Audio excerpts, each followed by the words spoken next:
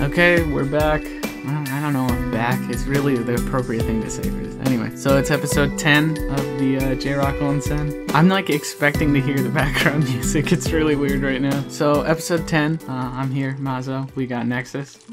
Wow, enthusiastic as fuck. Enthusiasm. Oh, you got MBT also? Yeah, quack.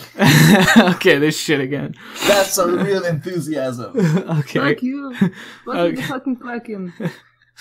Nobody knows. Nobody fucking knows. Okay, so this month of onsen, we're gonna be talking about growing out of Japanese music. So I guess a good way to summarize that is it's not just a phase, Mom. I mean, for me personally, the reason I brought this one up is because it wasn't J-Rock specifically, but it kind of got bundled all into one when I was, first getting into everything. My older sister was like, "You're not gonna be into any of this shit when you're like 18. You're gonna be over it." I'm like, "What do you mean I'm gonna be over it? This shit's awesome." And she's like, "I bet you $100 you're not gonna be into this stuff."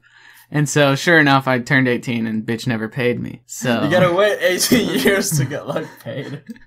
So she never paid me, even though, it was only like 14 or something. So it was only like 4 years, and I'm still obviously into all this stuff so much so that I'm recording this with a bunch of weebs. Well, for me, it's more like, there's this kind of like type of music that you don't find in the Western world, that you only find in Japan, in Japanese rock. Yeah. And that's why I've stuck with J-Rock. So yeah, I mean, it's completely unique, and exactly. That's why I've stuck with it. It wasn't just like this is super weird like Tim Burton, and I'm gonna be really into Jack Skellington for 6 years. That's why I use the subtitle here. It's not just a phase, Mom, because you think of like, scene kids who are like all dead now, not literally dead, but the scene is gone. Some of them did kill themselves to show ultimate devotion.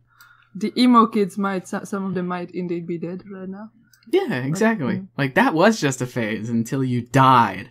Wow. Way too early. Yeah, it got deep, man. Too soon, man. Too soon. But too soon. I mean, I know I personally faced that at some point where somebody was like, "Yeah, you're not gonna be into all this Japanese shit once you're older," and it was just like, okay. Like even my dad was like, "Oh, give it a few years, you're gonna be over DIR EN GREY." I'm like, "No, dude, I'm not."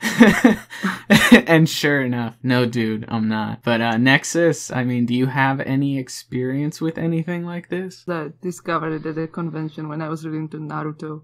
Ironically, I did grow out of Naruto. That is like something that people are telling me I'm going to grow out of. That happened. But since, I don't know, like 12 or 13, literally everybody in my family used to not really tell me this about J-Rock, but like about black and gothic clothing. Like that's probably the thing you get told about most time that you're going to grow out of. Like you're not going to dress like this when you are in your 20s. Bitch, I own like 2 colored pieces and everything else is black.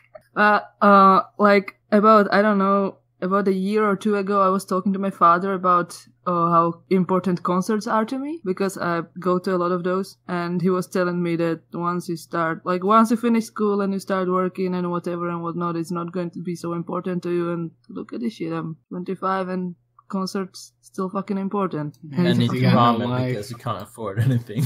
Yeah, pretty much, because like I'm eating real shit food because I spend all my fucking money on concerts, but I don't want it any other way. Oh, yeah, that's good. I mean, that's... You're really passionate about it then. And my father is a fucking hypocrite because he's literally in a band and literally goes to concerts himself, and he's like 50.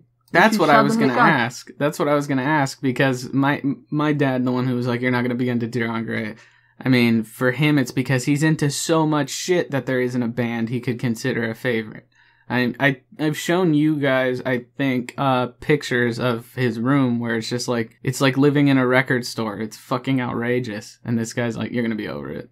Yeah, Dad, definitely. I'm gonna be so over it like you are right now. It's like so over it. These recordings are nothing. But he's a living proof then, so he's kind of like contradicting himself. Yes. Indeed. But for you guys, like what do you guys have like some kind of like main factors for just sticking mainly to Japanese music?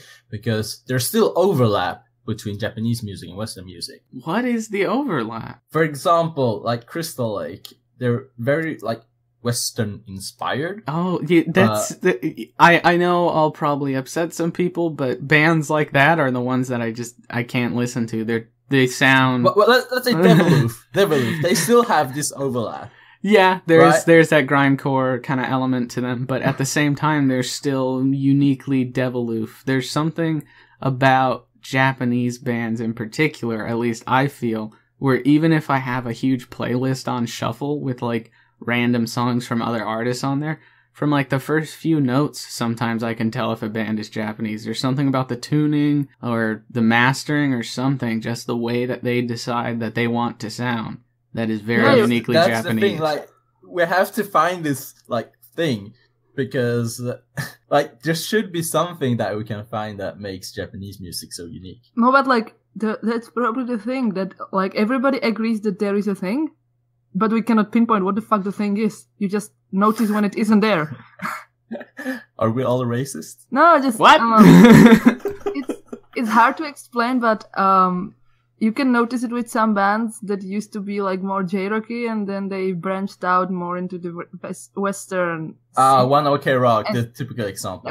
Yeah, the typical example being One OK Rock. Once they start branching out, their sound changes, and it gains this thing which you can easily pinpoint that, okay, this is the exact sound that the band gets when they sell out to the Western audience. Sell out. And now I don't know if it's something that the Japanese bands have that is there, that they lose when they move to the Western side of music, or if it's something on the Western side that they gain. I don't know if I'm explaining it right. There's just, I don't know. Right. I remember like Muck. They went. Is it Muck or Muku? It's like Muku, wherever. But like no one pronounces it Muck like in the West. Either way, like they went on tour in Europe a lot. In the past, so they were inspired by a lot of the bands that they were touring with, and then they said that, oh, we came up with this song which we made during the tour, and that was like the worst song I ever heard from the band. It was so bad, and I think it's because of what they were inspired of. But that's the thing, though. If you look at like interviews, especially when a lot of the bands are starting out, like one that comes to mind in particular is Suicide Alley. I don't know if you guys know them at all. Yeah. Well, I haven't listened much to them. Like I know the name, but I have never heard anything. They're amazing. I highly recommend you look into them a little more. I can point you in the right direction. But so Suicide Alley obviously not around anymore because they were just that good. There was an interview they had with some small group at a convention, and they're like, "Oh, I'm here with these three guys from Suicide Alley," and like they do a quick interview and they're like, "Oh, so what were your inspirations?" Like all of them said Metallica or Motley Crue, and they sound nothing like either of them. Yeah, I find that's usually the case with Japanese music. Like they have these influences by these Western artists, but still they put their own like thing that makes it Japanese somehow. But yeah, if I think about it, Mana often cites Motley Crue and Slayer as his influences, and if you listen to Marima, it's nothing like anything. Yeah, I don't hear any Slayer in there for sure. No, it's not even like nothing like these bands. It's nothing like anything really. Just honestly don't know how to describe that. Yeah, I mean, one of the things that I want to point out is like the biggest difference usually in Japanese music and Western music is probably the language, right? Yeah, that's something I tell people too, is that the Japanese language itself lends itself to rhythm much better than specifically the English language. I feel that English just, like, when you look at people who do like those English covers of Japanese songs, you have to jam all these syllables into places they don't fucking belong. Yeah. It's true. I'm like, no hate against them. It's great that they're getting out there and doing something with their passion for this music. But in my opinion, as Mazo the douchebag, it doesn't sound right, and there's a reason it doesn't sound right. There's I've been listening to some like covers that are Russian, like Russian covers of Japanese songs, and those work a little better. So on this, I have observed that I think it's the problem that English doesn't really have all the many words that end in vowels. It's got this tendency to end words in consonants most of the time, which Japanese doesn't. And yeah, so I didn't think about abruptly. That. Yeah, I didn't think about that at all. And Slavic languages such as Russian have a way higher percentage of words that also end in vowels. So it lends itself better to the covers, but English and Japanese doesn't really mesh well. So the easy rhythmic stuff that is in the Japanese language with all the vowel sounds, it just gets fucking lost in English and you're left with a shit cover. It's like listening to the English version of DIR EN GREY's Glass Skin that DIR EN GREY made themselves. That is a terrible song. I don't think that one's terrible. It's not as good as the Japanese one, admittedly, but I don't agree that it's terrible. You're just being biased. You know what is terrible? The final. Well, in English? All versions of it. I hate the final. It's like the one song. The original one. The one song by DIR EN GREY that like so boring. It's good to yell it when you read a line. Oh no! It's easy to sing. It's so boring. Fuck you. of all their deeper meaning songs, that one's so fucking boring. They have so much better shit, but everybody treats it like it's the fucking pinnacle of the band. But wait, that's a good segue because I was wondering, do you guys care about the lyrics even if you don't understand it? At the end of the day, biased, I cannot answer. Yeah, because I'm the same. I usually just listen to the music because I like how it sounds. I'm not much into like the lyrics and like the meaning behind it, even though it adds a bit to it. But that's not my primary like goal. Music is said to be a universal language. I can tell by the tone of the song if it's, you know, upbeat or downtrodden or whatever, just angry as fuck.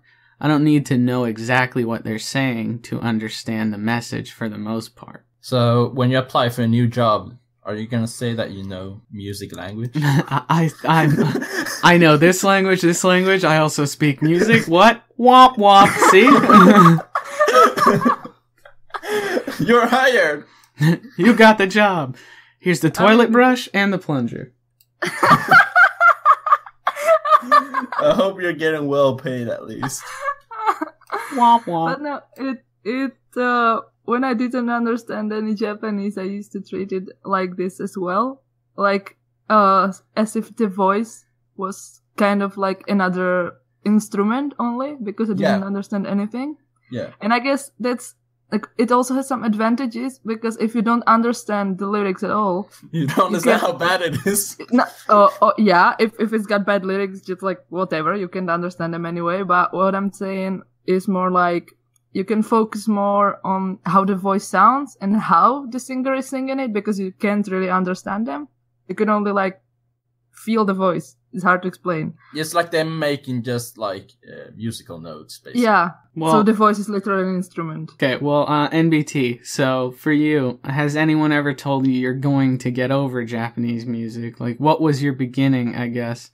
Has it changed? And another thing is, like, what do you think is the staying power of Japanese music? Why is this not just a phase, Mom? Oh, shit. Like, I don't know. I listened to you guys talk about it, and I don't feel like I had gotten, like, a real good answer from you guys, and I don't have a great answer myself, to be honest. But it's like being gay. You just are. I'm not saying you specifically, I just mean in general. Honestly, on the last podcast, we have already established that Japanese music is gay, so, you know. No, you established that for yourself. Okay.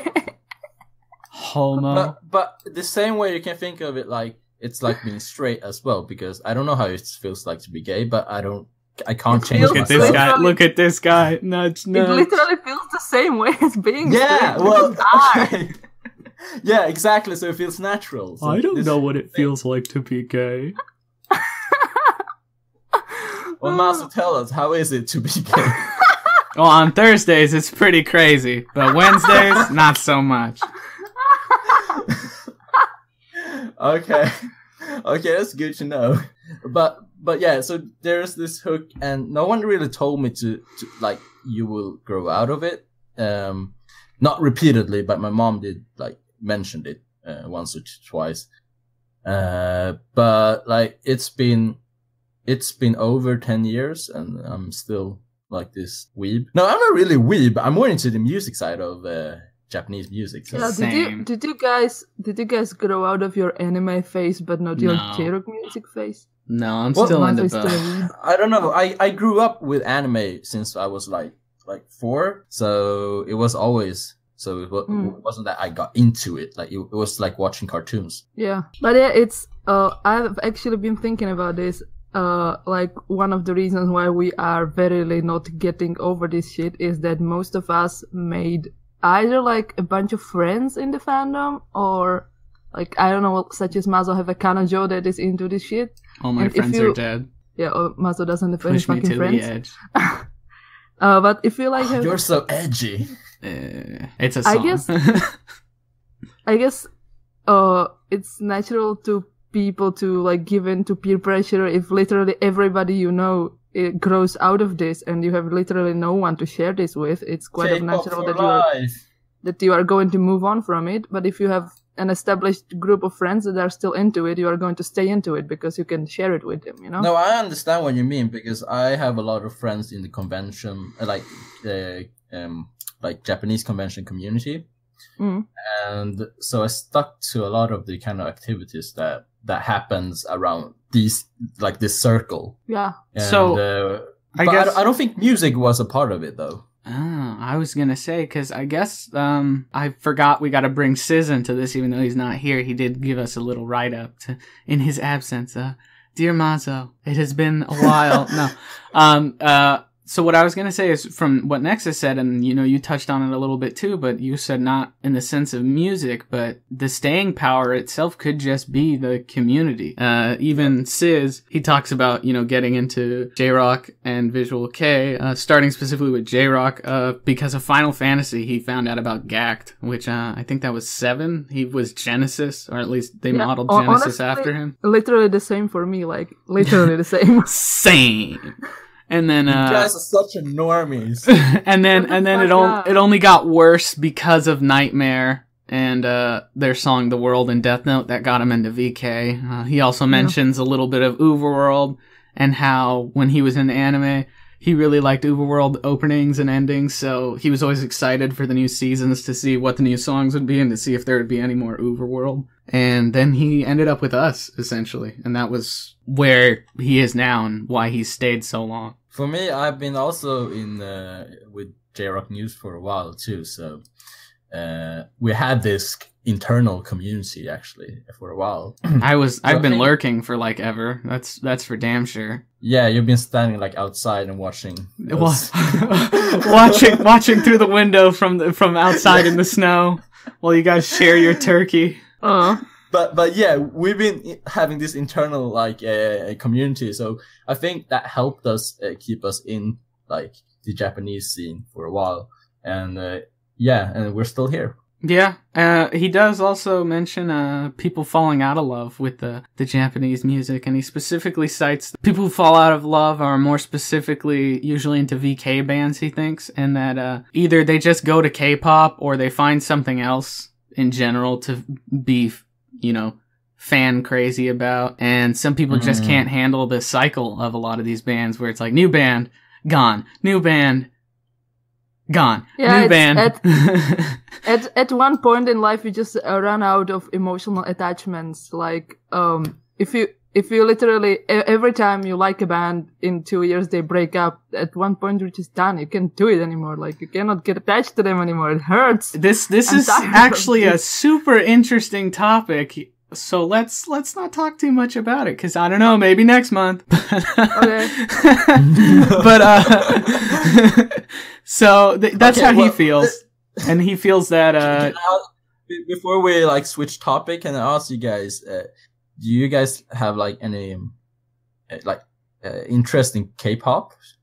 No, I mean, let me tell you what my friend always tells me, because he's into J-Rock definitely, and he's my best friend. I fucking love this guy. So he used to send me, and still randomly will, random K-pop videos, especially Hyuna. He likes to call her Hyena, which is pretty funny. But he always sends me stuff, and I'm like, dude, why the fuck did you send me this? I fucking hate it. I don't like this stuff. And his response is, no. I watch them on mute. Which is so fucking creepy. But I was like, okay, I'm not going to do that, but thank you.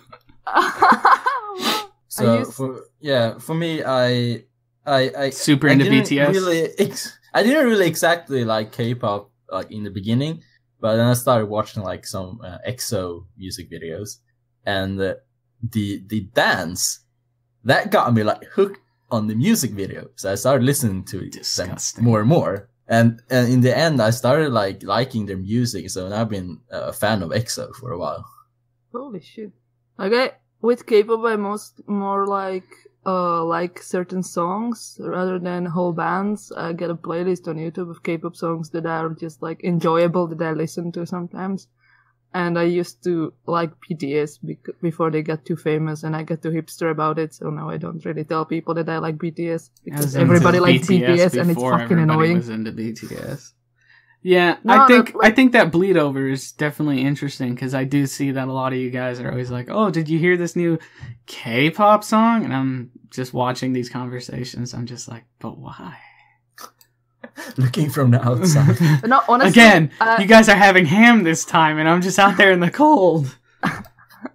Honestly, I used to be, for many years, I used to be super opposed to even trying K-pop because a few years back there used to be this entire phenomenon where people were organizing mass exodus out of JROCK, and they were all leaving for K-pop, and not like they weren't treating it as simply changing interests or something like that.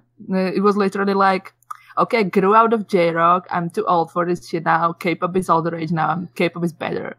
Like, hey, fuck you. Yeah, see, that's kind of like the base of this whole thing, though, is I grew out of JROCK, this is the new thing. That was a phase, and this is my thing now. So I think for us specifically, and maybe some of the other people we know or part of the community, it's not that it was just this is the thing now, I'm gonna grow out of it. It's just that they found their home. Yeah, because you feel betrayed when people do that. Yeah, definitely.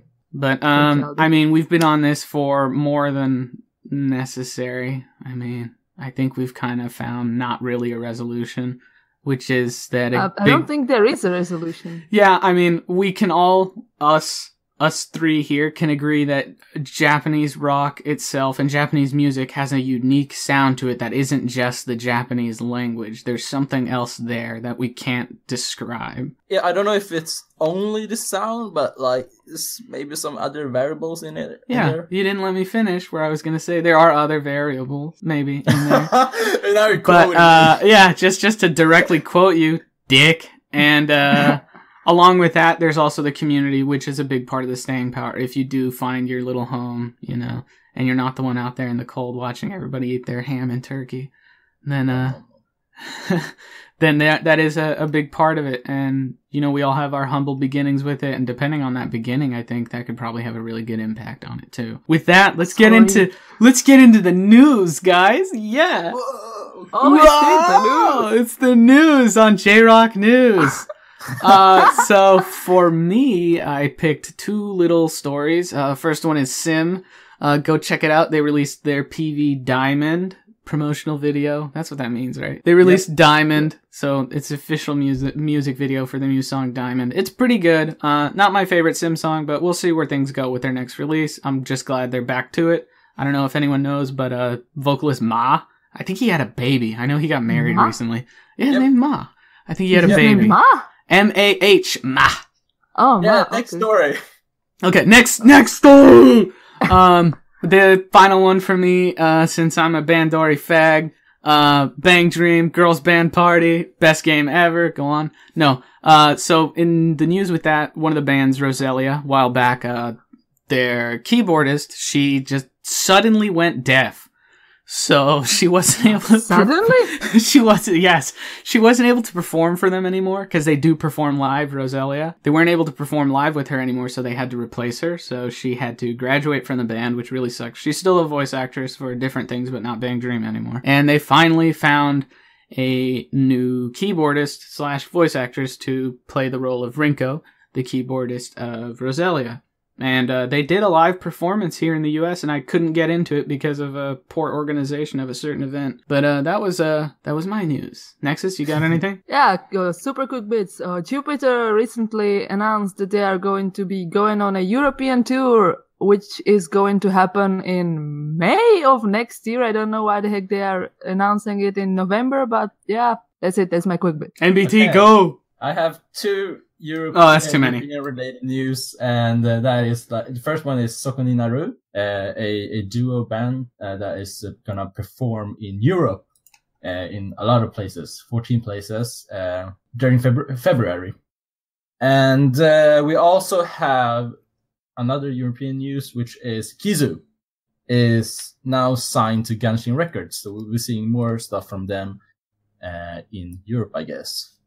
Oh, on that one, talking about European tours. For US tours, nobody's coming to the West Coast. They hate us. They're all on the East Coast. So look into that if you're on the East Coast. It's because you're there. I think it's they're fucking afraid. Keep telling you that it is because of you specifically. They hate you and they're never coming to But Roselia was here, and so was is coming to Popping Party. Okay, so let's move on to our next little segment here. I know we're shoehorning it in, but for our social media, it looks like I unfortunately picked one where nobody actually commented, but we did get a few votes on it. Was, have you spotted more people wearing band shirts this year? It includes Western rock. So I think that's something interesting, and it kind of ties into the main subject from earlier, growing out of shit, because there are definitely people like, you know, your dad obviously said you're going to be over this shit when you're 40 and you have a job, because there are people who are 40 and they have a job and their lives are shit, and all they do is watch Law and Order and like murder mystery all day, and they're like, oh yeah, that's my fucking jam. So personally, I see less people wearing shirts this year, and I feel like it's every year I see less, because every year I'm going further and further away from the younger crowds, just because I'm a professional adult now. And I just don't deal with those crowds anymore. And for the most part, because of my scheduling, I'm only ever free like after 9 p.m. over here. So if I go somewhere, children are already asleep. So I don't really see too many band shirts at all.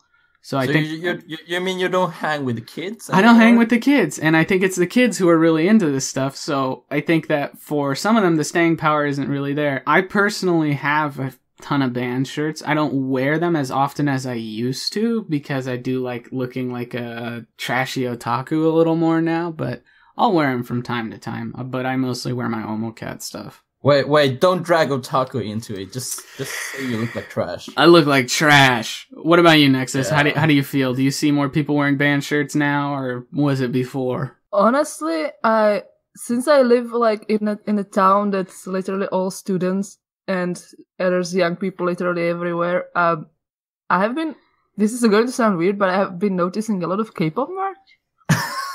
Like, the last thing I wanted to pinpoint is that I literally almost exclusively wear band shirts, and I own almost no other shirts, so I wear merch all the time. I was like that for a while. I really was. I only had band shirts, but I started, like I said, getting into otaku swag, and then I wear those now. And I don't really even like do it like on purpose. Like, okay, I am going to wear band shirts, but as I mentioned earlier in the podcast, I blow all my freaking money on concerts. So if I buy merchandise shirts, I don't really have money for any other shirts. So I just wear those. I have a shirt from the first DIR EN GREY show I went to, which my daddy took me to. And he got me the Ouroboros shirt with just the album cover on, and then the stuff for the tour on the back of it. I've had that shirt so long, and I wore it so many times in the past, it's literally tissue paper now.